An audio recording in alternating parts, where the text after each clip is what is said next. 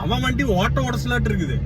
அப்படியே ரைட் ஏறிங்க, அப்படியே சலக்குன்னு ரைட் அடிச்சுட்டாங்க நம்ம வண்டியில. நான் லெஃப்ட் ஒடிக்கல அப்படின்னா கண்டிப்பா நம்ம வண்டியில அடிச்சிருப்பான். இன்னைக்கு பெரிய 7:30 போயிருக்கு. இன்னைக்கு ஹைவேல இப்ப கோயம்புத்தூர் போயிட்டு இருக்கோம்.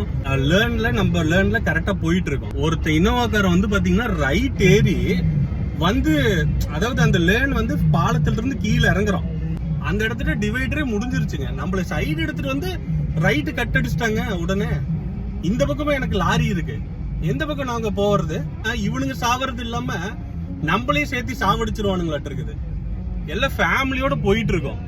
பூசானுங்களா இருப்பான், அவனும் ஃபேமிலியோட தான் இருக்கான் கார்ல.